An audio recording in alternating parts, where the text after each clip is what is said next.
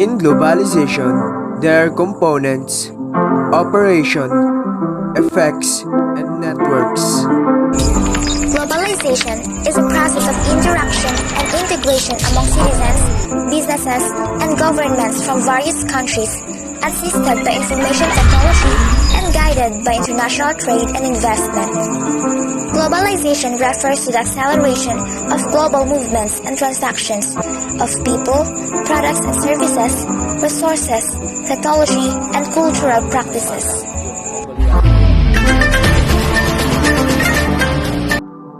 Six components of globalization. First, we have the new international division of labor. The distribution of labor in the world is carried out more in function of the economical and technological development in capacities of a country than because of the natural resources. If it is still developed, it will always carry out important and costly processes, while if it is still developing, it will perform less complex skills.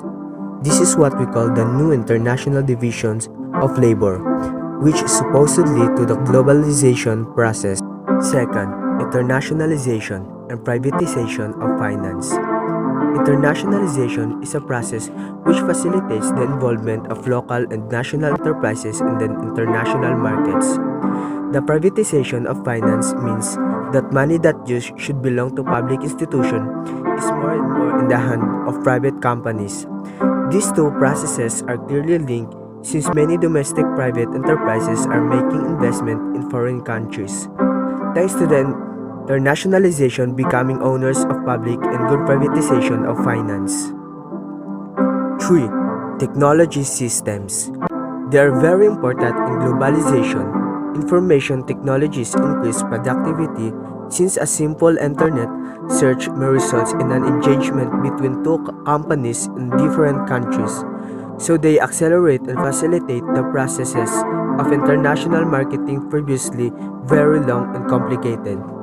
Besides, they help with the data interchange between organizations that previously required the representative to travel to the place of business, most globalizations. 4. Standardized international consumer markets. Global consumers are increasingly insistent with the standardization of products.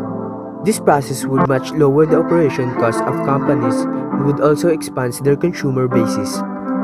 This is an important benefit for the development of globalization. People believe that the whole world should be a market entity, not a collection of national markets.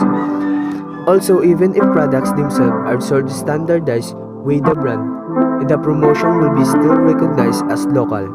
Even so, the authentic values of local products is being lost as since they are standardized, they are not valued by the origin just by standardized product itself. Transnational corporations. These are enterprises that have headquarters in a country and many other consumer bases around the world. Their main objective is to take advantage of tax incentives, cheap labor, favorable environmental laws, or simply to access a wider market. Consequently, they have become richer and more powerful than the states that seeks to regulate them. Actually, this issue is become more and more rivalry, the states and the enterprises, because as I said, they try to overcome the power of the state. Thanks to the transnational corporation, privatization is being carried out since the money is increasingly in the hands of private companies. And the last one is transnational economic integration. This is the removal of various barriers between nations so that they are able to freely and easily exchange goods and products. It is considered one of the most important conditions of growth for many developing economies. It is understandable as if this component of globalization didn't exist, most countries would not be able to commerce with other nations. And this would imply the dismal nation in their economical development. And these are the 6 components of globalization. Okay, today guys, we're gonna talk about how globalization operates. Globalization can benefit a country's economy in many ways. It increases economic growth by increasing the international exchange of goods. The information of globalization increases economic development for any country participating in the global economy. It rapidly grows marketing opportunities overseas, especially in emerging economies on other countries. Effects of globalization. We have a positive effects and negative effects of globalization. In positive effects, increased trade, greater choice of goods, greater competition for lower prices, economies of scale for more efficient production, increased capital and labor mobility, tax avoidance easier, and structured unemployment from shifting sectors and monopoly power of multinationals. Okay guys, listen. Another positive impact of the globalization on developing countries is an increase in standard of living. One of the aims of globalization of economies is to reduce poverty. And this aim is being achieved by the increased access to foreign funding from industrialized nations to developing countries.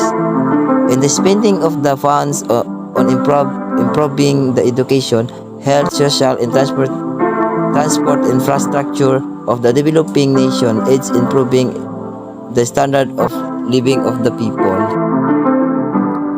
Negative effects: terrorism, job insecurity, price instability, and currency fluctuation.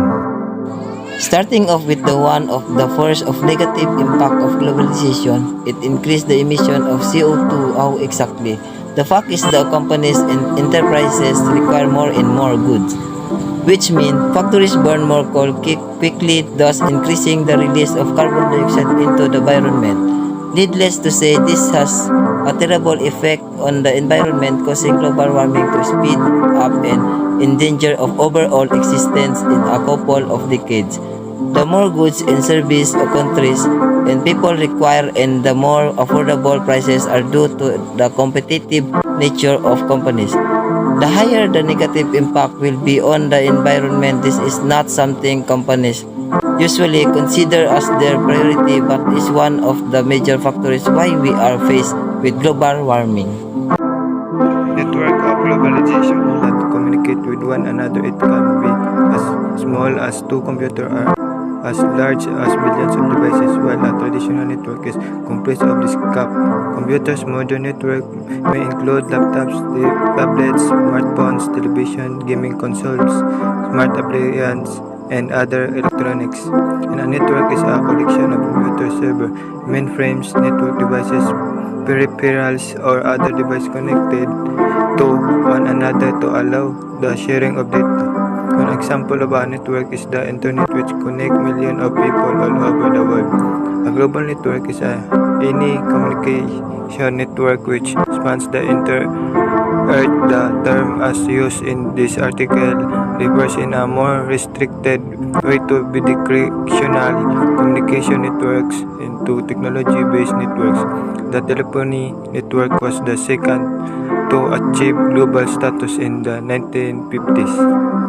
I got my peaches out in Georgia. Oh yeah, shit. I get my weed from California. That's